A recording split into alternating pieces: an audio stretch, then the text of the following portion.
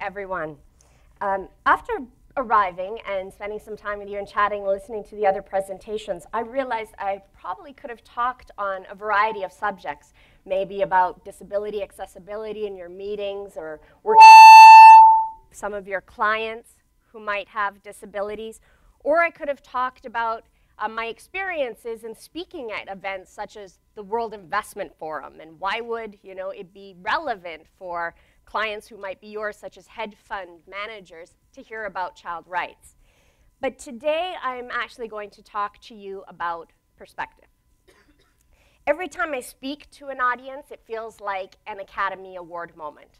You know, when you hear the actor go up on stage and they tell you the story of how when they were young, they used to practice their acceptance speech holding the shampoo bottle in front of the mirror.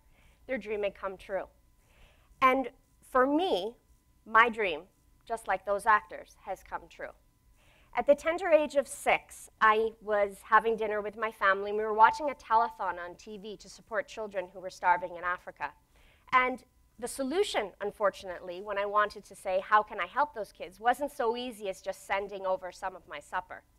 And so I took a shoebox and cut a hole in it and went around to my neighbors, very cute at 6, collecting coins so that I just have enough pennies to be able to sponsor my first child.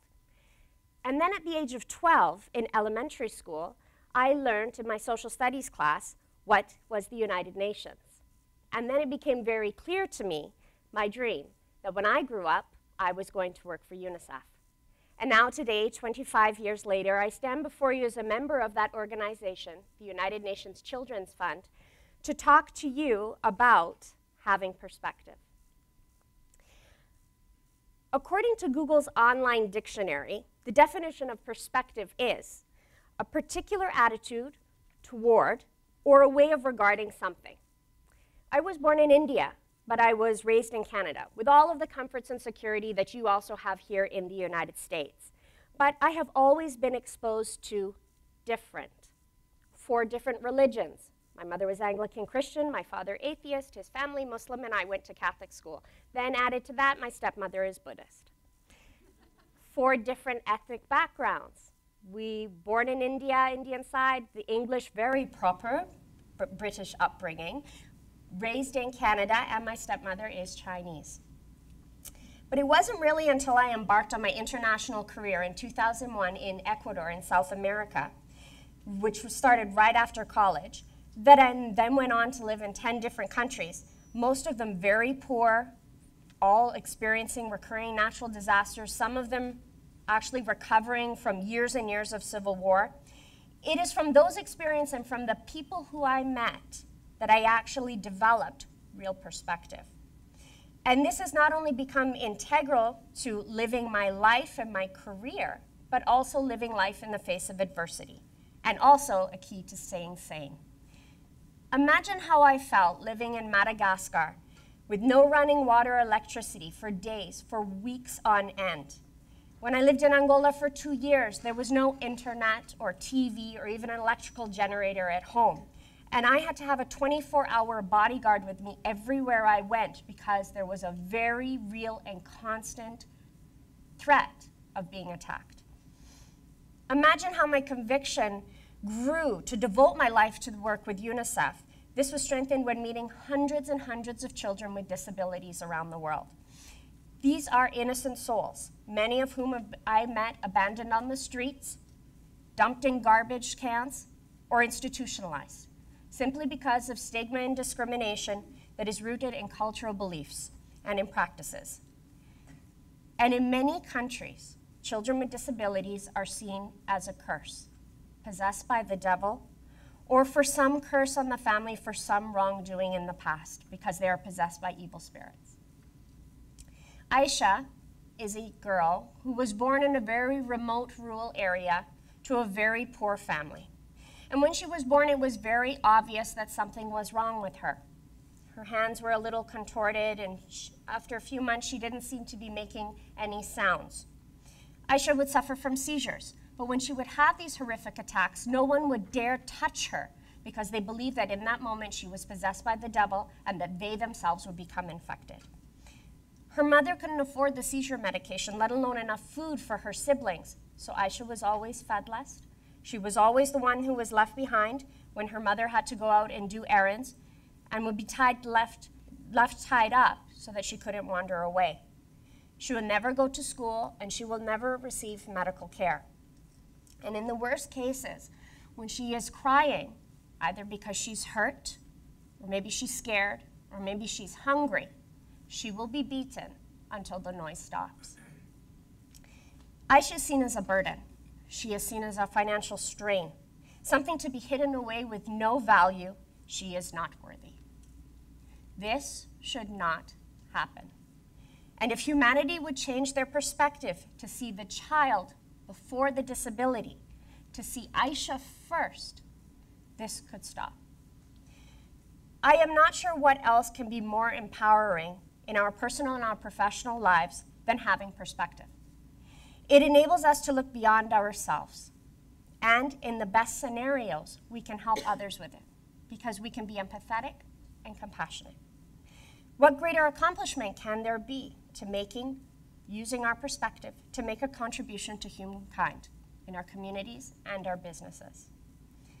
There was another child in particular, Michael, who puts things into perspective for me on my really bad days. Michael is from Tanzania. He is one of 5 children, also born into a very poor family.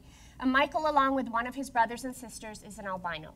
Albinism is a genetic disorder where the body doesn't produce melanin, so that there's no pigmentation in their eyes or their skin or their hair.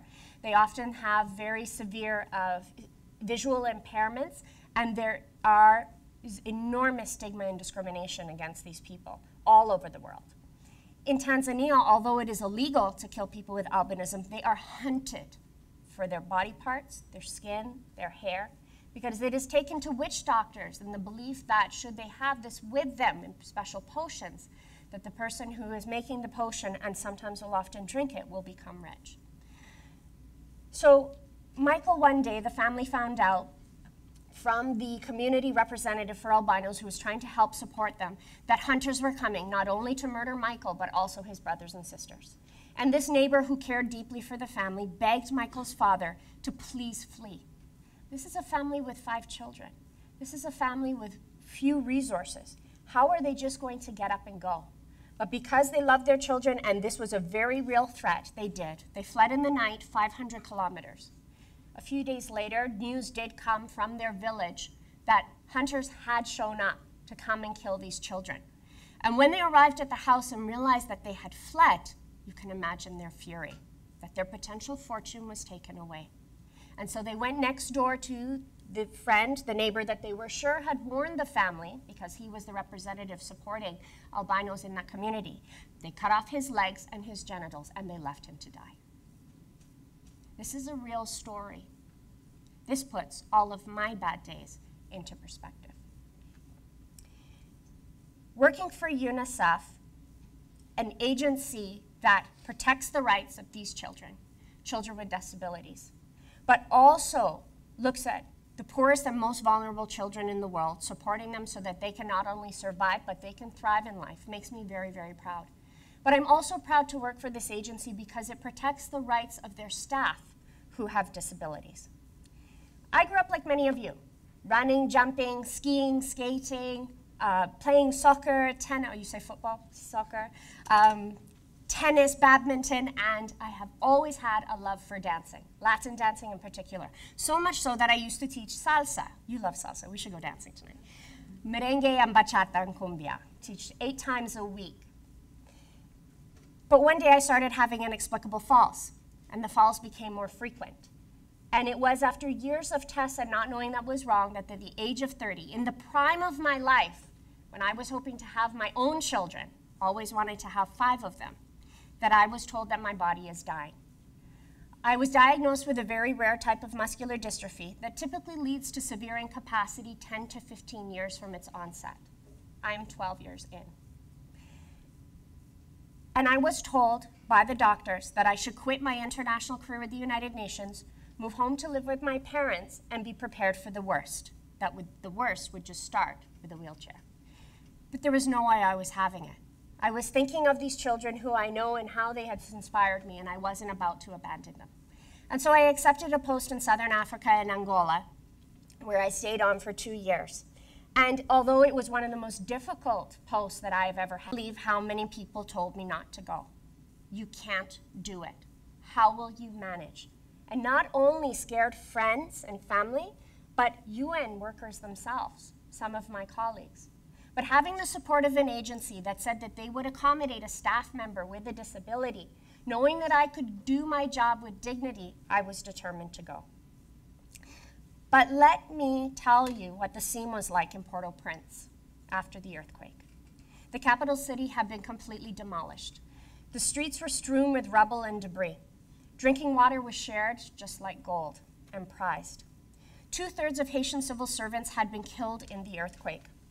And all of the government ministry buildings, including the presidential palace, had collapsed. There was only one shower for every 250 UNICEF staff, so the wash bags used to start to line up around 2:30 in the morning. And even in those conditions, UNICEF staff were the lucky ones, compared to the millions of Haitians who were affected by the largest natural disaster in history. My sleeping quarters had a little cot, a small cupboard, a toilet, and a plastic partition with a spout that would come out so that I could have a shower. Never hot water, but most days it was clear. And for me, that was good. I was lucky. I felt very grateful to be in a space that I didn't have to sleep in a tent in the camps where every night I would have been in front of the threat of being raped. And one might think, why would you do this? Why would you leave your comfort and your safety to call a 12-foot container home? That first week in Haiti, I was asked to go to represent UNICEF at the Investment Forum that was actually hosted and attended by President Bill Clinton and President Martelly of Haiti. And as I wobbled around with my canes, very proud to represent my agency, 2 women were speaking. Probably didn't realize that I do speak French. Probably didn't realize that I could hear them say, "Look at the way she walks. She's disgusting." So all of a sudden now, I was disgusting for something that I have no control over. So one might think that I would burst into tears and want to leave Haiti, because that was just the first of many times of which I experienced stigma and discrimination, and people looked upon me with disgust. But I was not discouraged at all. I had the support of my UNICEF colleagues every single day, most of them who had never even met a person with a disability, let alone work with them. The drivers used to help pick up my dangling legs as I pulled myself into the really high field vehicles. And because we worked outside in shipping containers on a military base in hurricane season, it was too windy for me to walk outside alone. So Dominique would hold my hand out to go to the portable toilets so that I could be there with dignity. And for going to a meeting, even if it was with the Secretary of State, who was my primary counterpart, I couldn't carry my papers. But Susie always brought them for me and handed them to me with a smile.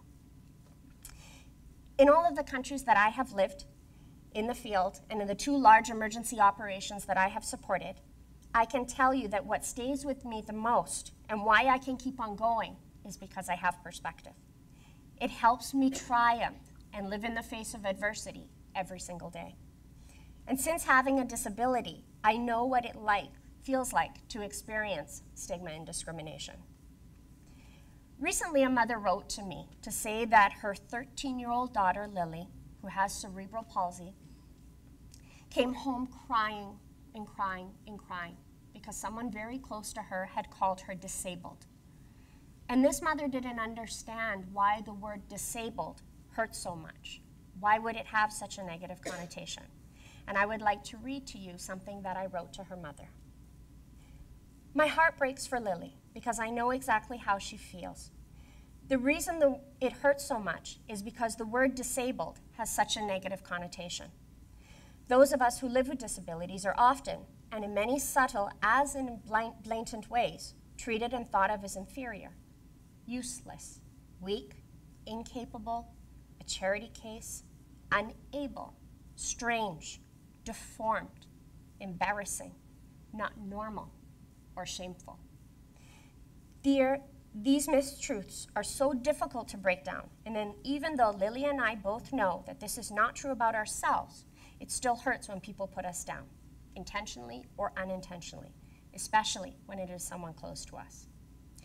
The other reason that it hurts Lily's feelings is because in her world, in her mind, in her heart, she is just Lily.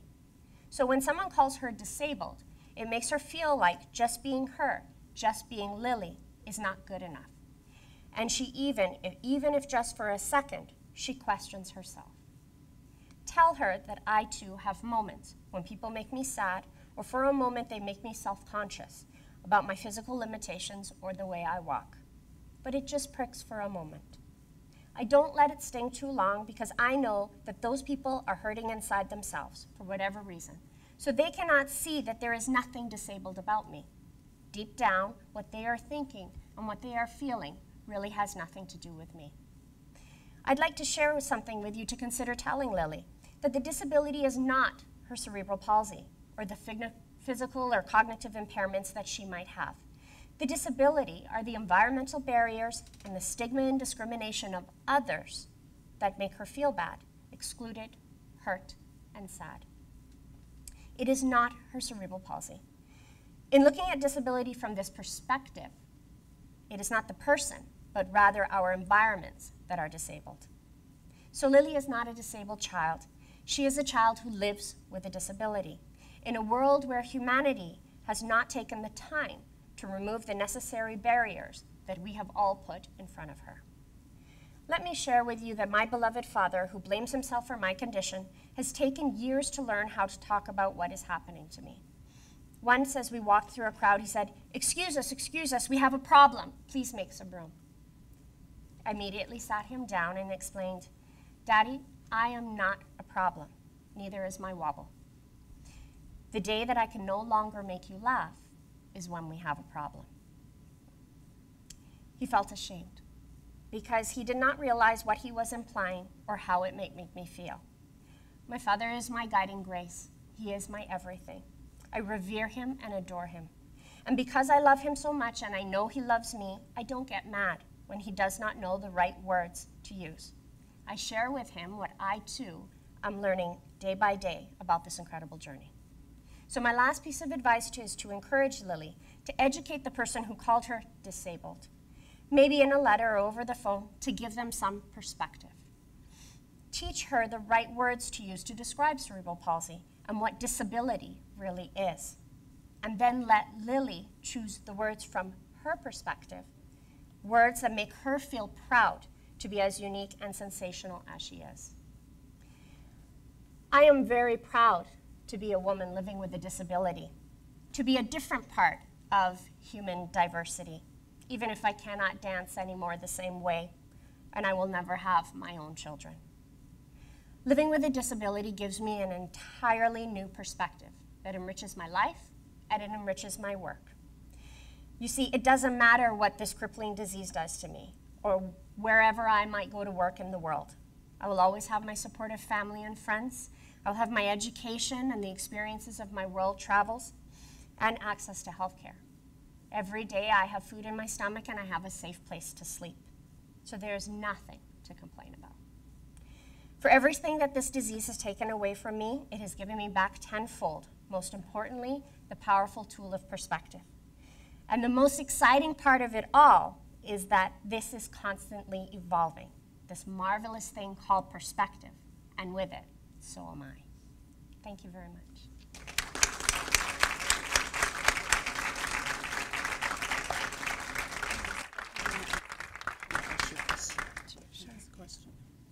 Yes, are there any questions? I can also talk about accessibility in your meetings if you'd like. That was going to be my question. Yes, there's one here. Yes. The word disability. Yes. Well, in English, actually, the one word we don't use anymore is handicap.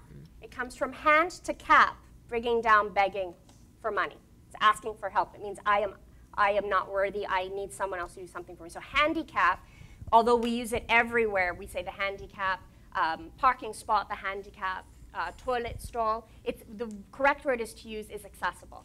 And these are being politically correct. I would say that the only language in the world that actually now approves the word handicap is, well, two is Creole, we say handicap, and French handicapé.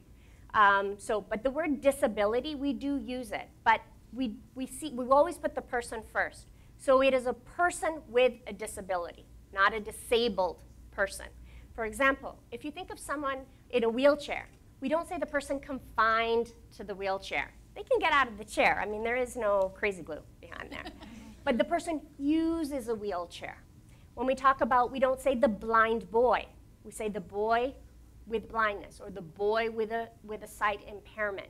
What we try to do is put the person first rather than the impairment so that they're not defined completely by that. It is only one element that makes them special and unique. In regards to disability access, for example, they are words that are interchangeably used all the time in all walks of life. So all we ask people to consider is, again, is to always put the person first before the impairment. You're welcome. Any other questions? No? Thank you so much, Cara.